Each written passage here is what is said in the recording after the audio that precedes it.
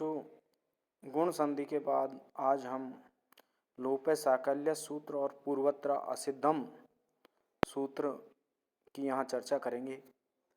सबसे पहले लोपे साकल्य सूत्र। लोपे साकल्य सूत्र की संस्कृत व्याख्या है एवर्ण पूर्वयो पदांत यो वयो लोपे व असी परे। इसकी हिंदी व्याख्या इस प्रकार से होगी। एवर्ण पूर्व में होने पर पदांत यकार व वकार का विकल्प से लोप हो, अस प्रत्याहार का वर्ण परे होने पर। यानी स्थिति यह है कि अवर्ण पूर्व में होना चाहिए और यकार व वकार को पदांत पद के अंत में होना चाहिए और उनके बाद में अस प्रत्याहार का वर्ण परे हो, तो ऐसी स्थिति में यकार और वकार का विकल्प से लोप होता है। अब देखिए अस प्रत्याहार यहाँ पर आया है, तो अस प्रत्याहार के अंतर्गत कौन कौन से वर्ण आएंगे?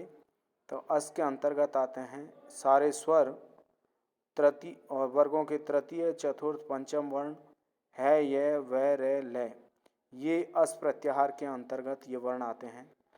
अब देखिए तीन बातें यकार व वकार के लोप करने के लिए तीन बातें आवश्यक हैं।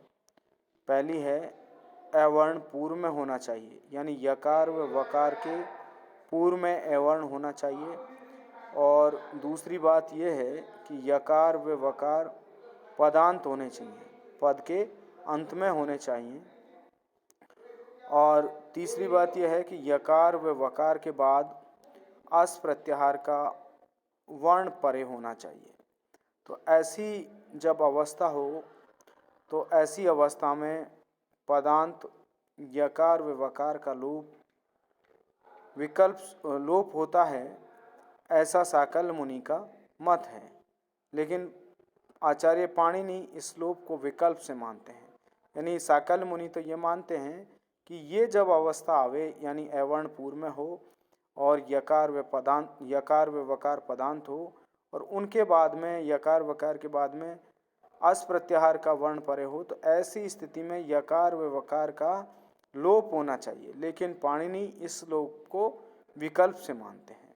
तो ये लोप है साकल्य सूत्र है, क्योंकि साकल्य मुनि का ऐसा मानना था, इसलिए यकार व वकार के लोप के लिए इस तरह की साकल्य मुनि की अवधारणा थी। तो मुनि के आधार पर ही इस सूत्र का जो है नाम लोप साकल्यस पड़ गया। अब देखिए अगला सूत्र है पूर्वत्र असिद्धम। इसकी संस्कृत व्याख्या है सपाद सप्ताध्यायी प्रति त्रिपाद असिद्धा त्रिपाद्याम अपि पूर्वम परम शास्त्रम असिद्धम। ये संस्कृत व्याख्या है।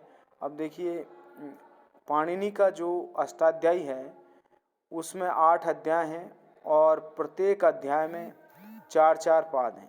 इसलिए यहाँ पर जो इस सूत्र का भावार्थ निकलेगा वो ये है कि सप्त अध्याय का मतलब तो 7 अध्याय हो गया और सपाद का मतलब 1 पाद, क्योंकि प्रत्येक अध्याय में 4-4 पाद हैं।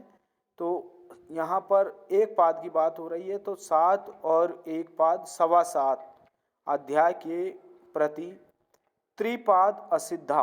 त्रिपाद का मतलब 3 पाद, यानी कि 7.25 के बाद में क्या बचता है? पाणिनि के अष्टाध्याय में अष्टम अध्याय का दूसरा, तीसरा और चौथा पाद ये असिद्ध हैं। यानी 7.25 अध्याय के प्रति 3 पाद असिद्ध हैं और त्रिपाद्याम अपि, उन 3 पादों के भी पूर्व सूत्रों के प्रति उनके जो पर सूत्र हैं, बाद वाले सूत्र हैं, वो असिद्ध हैं।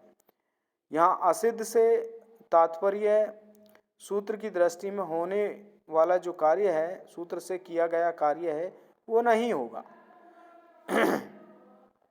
तो अब देखिए लोप साकल्य सूत्र से किया गया जो यकार व वकार का लोप है वो आद गुण सूत्र की दृष्टि में नहीं होता है।